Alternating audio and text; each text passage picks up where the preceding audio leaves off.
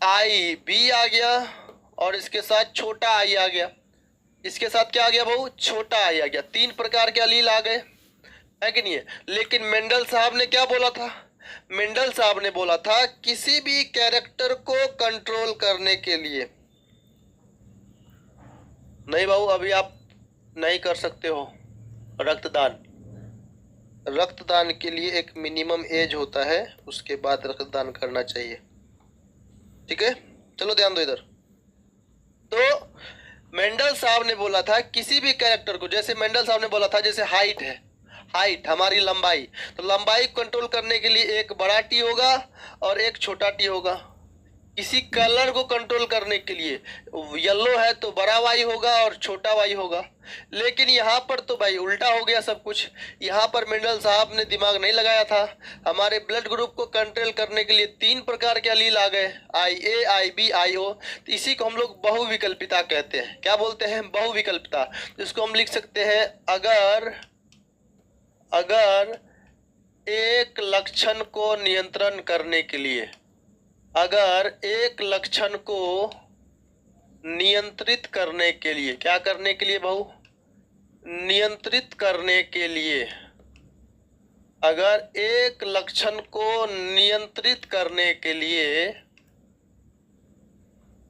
2 से अधिक युग्म विकल्पी, 2 से अधिक युग्म विकल्पी या अलील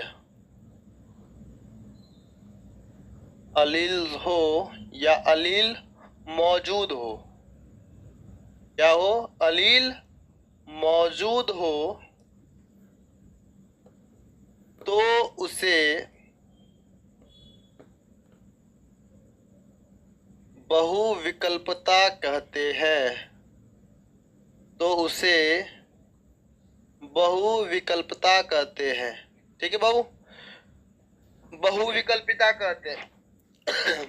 अगर दोनों अप्रभावी हो तो ब्लड ग्रुप ओ बनता है। ठीक है,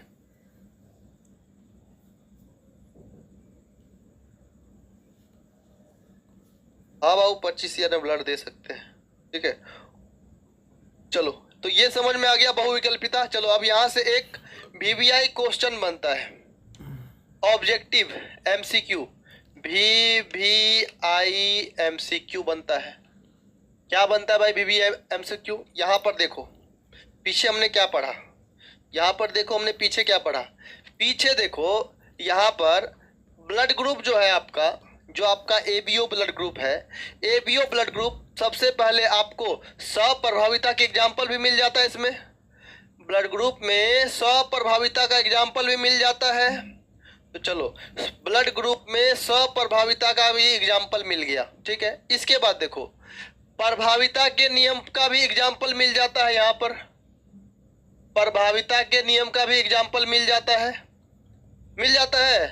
प्रभाविता के नियम का भी एग्जाम्पल मिल जाता है। और इसके साथ साथ आपको यहाँ पर बहुविकल्पिता के नियम का भी एग्जाम्पल मिल जाता है, बहुविकल्पिता के नियम का भी एग्जाम्पल मिल जाता है। तो जो हमारा एबीओ ब्लड ग्रुप है, एबीओ ब्लड ग्रुप,